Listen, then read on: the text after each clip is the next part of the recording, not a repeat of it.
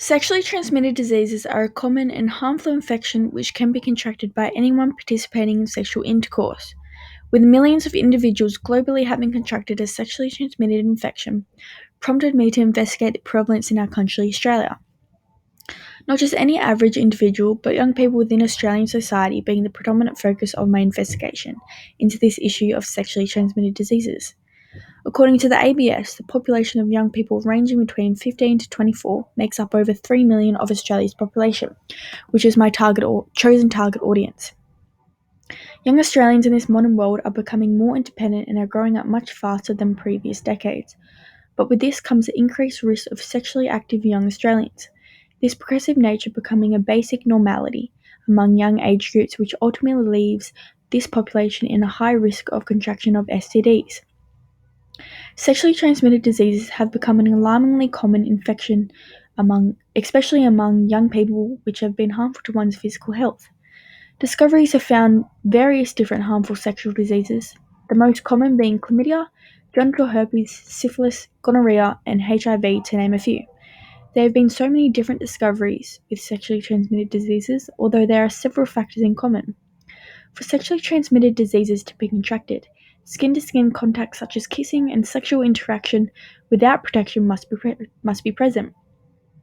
Research has found that young people were the highest percentage that contract sexually transmitted diseases, with a 2017 investigation discovering that three-quarters of young people aged 15 to 29 years proved to have an STD. Due to STDs being a common medical risk, fortunately there are alternatives to avoid contracting these diseases, such as a preventive strategy of condoms, a thin layer of rubber which protects both parties from the risk of contracting an STD. Although during the same investigation they found that 66% of young people who had 5 or more partners in the last year didn't use a condom.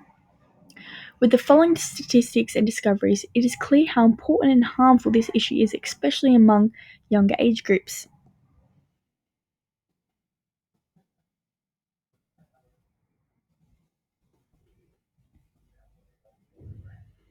Younger age groups in Australia are overall more likely to have multiple high-risk partners and poorer access to resources compared to adults in Australian society. This leaves young people in an unsafe position of contracting sexually transmitted diseases. However, to uncover the missing factors, we must explore the multiple underlying social determinants which contribute toward this issue of STDs among young Australians. Ultimately, statistics are highest in the younger age groups in Australia. To understand why, we must take into consideration gender, ethnicity, and class, which are central present factors which ultimately contribute toward the issue. It has been proven that males are the dominating gender toward this issue, with studies showing that women are biologically more prone to contract STDs than men, proving there are much higher chances of men transmitting STDs to women than vice versa. To cover class and ethnicity factor, among the young rural Indigenous population of STDs, rates are much higher, especially for those in rural urban regions in Australia. The central reason for this would purely be a lack of access to resources or a progressive reluctance toward accessing resources, such as education.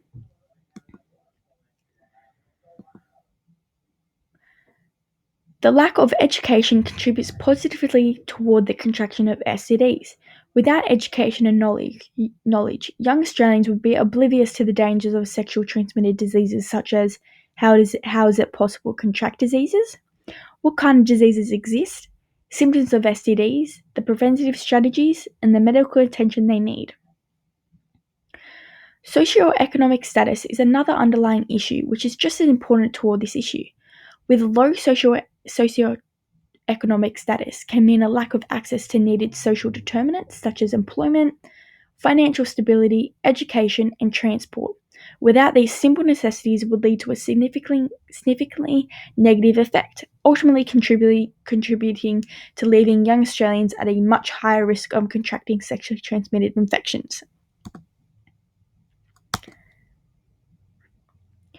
Geographical location is another main underlying issue which contributes majorly toward the issue of STDs and young people. Living in a small rural community has its limitations, including little access to needed resources such as medical care, and limited choices of education can result in young Australians being the higher risk population. as it's shown in the Indigenous population. With the process of behaviour change, there can be possibility barriers which may prevent this, such as the influence of your friends and your significant other has on your behaviour change. This can be your friends not using condoms or your partner not wanting to use them, which can ultimately affect your attitude toward this preventative strategy. Media and social media are predominant intervention which has worked its way globally, educating young people with the dangers of sexually transmitted diseases. It has especially been highlighted in Australia's national effort to advertise these dangers among the nation, with an example of a recent launch of a campaign called Other Voices. This Western Australian campaign created an advertisement to spread awareness of STDs and the risks of having unprotected sex, being shown on television, online, print, and the radio, which quickly spread nationally. This campaign was created like a music video, with music and colourful lights to catch and target the younger audience within Australia, with the focus of the message to always wear a condom, their motto being, unprotected sex with one person isn't just with one person.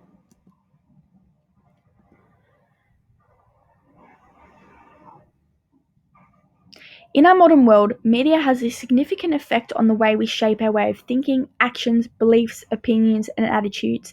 This media intervention, along with hundreds of others, in my opinion, positively influences young individuals, especially with the prevention of sexually transmitted diseases and the way in which to prevent this from happening.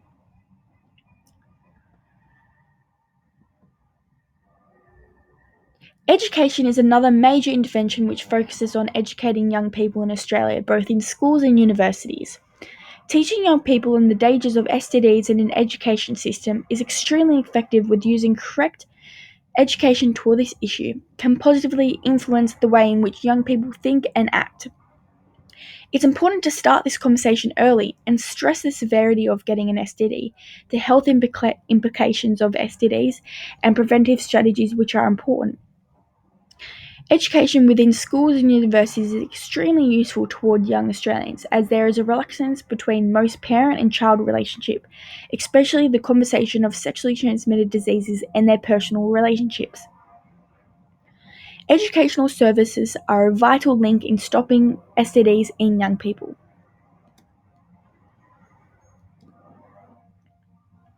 The sexual health of young individuals in Australian society is extremely important for their physical and mental growth and development into adults. Sexually transmitted diseases are a common risk among young people, who are ruled out to be the high-risk age group within Australia.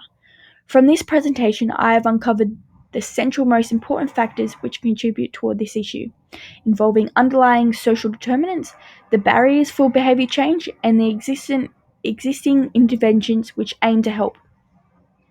I have come to the conclusion that it purely comes down to the access to resources, which affects the young individuals in Australia and sexually transmitted diseases. Thank you for listening.